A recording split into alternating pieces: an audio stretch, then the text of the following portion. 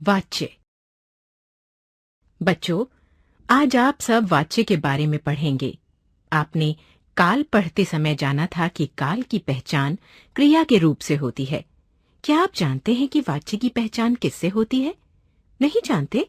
कोई बात नहीं। पहले आप इन वाक्यों को पढ़िए। नंदू पतंग उड़ाता है। नंदू द्वारा पतंग उड़ाई जाती है। पतंग से उड़ा जाता है। बच्चों, इन वाक्यों की क्रिया के प्रयोग पर ध्यान दीजिए।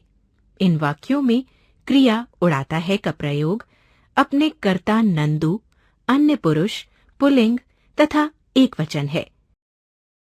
अब दूसरे वाक्य को देखिए।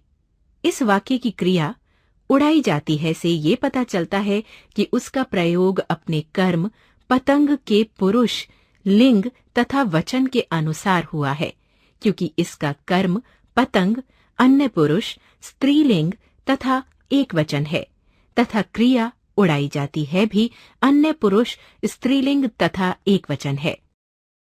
बच्चों, अब आप देखिए तीसरे वाक्य पतंग से उड़ा जाता है को।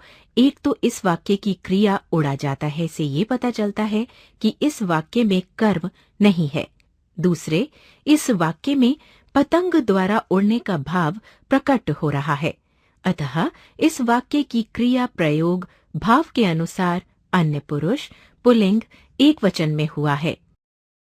बच्चों, अब आपको ये पता चल गया होगा कि क्रिया का प्रयोग कभी कर्ता के पुरुष, लिंग और वचन के अनुसार होता है, तो कभी कर्म के पुरुष, लिंग और वचन के अनुसार होता है, और कभी भाव के अनुसार होता है। अतः क्रिया के जिस रूप से ये पता चलता है कि उसका प्रयोग कर्ता, कर्म या भाव के अनुसार हुआ है, उसे वाच्य कहते हैं। वाच्य के प्रकार।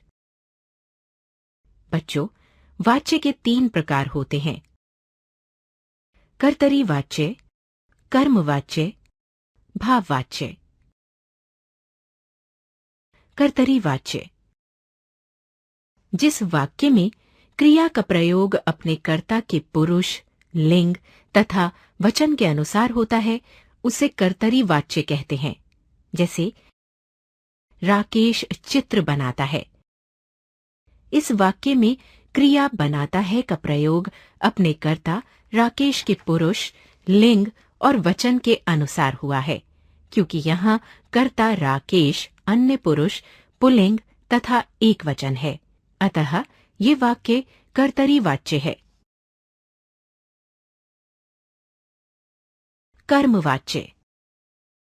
बच्चों, जिस वाक्य की क्रिया का प्रयोग उसके कर्म के पुरुष, लिंग तथा वचन के अनुसार होता है, उसे कर्मवाच्य कहते हैं। जैसे बढ़ई द्वारा मेज बनाई जाती है। इस वाक्य की क्रिया बनाई जाती है का प्रयोग अपने कर्म, पुरुष, लिंग तथा वचन के अनुसार हुआ है, अर्थात क्रिया बनाई जाती है का कर्म मेज, अन्य पुरुष, स्त्रीलिंग तथा एकवचन है, तथा क्रिया अन्य पुरुष, स्त्रीलिंग तथा एकवचन की है, अतः ये वाक्य कर्मवाच्य में है। भाववाच्य।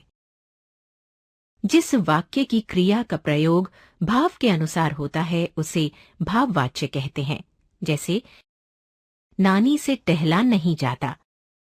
इस वाक्य की क्रिया टहला नहीं जाता का प्रयोग न टहल पाने के भाव के अनुसार अन्य पुरुष, पुल्लिंग तथा एकवचन में हुआ है, अतः ये भाववाच्य है।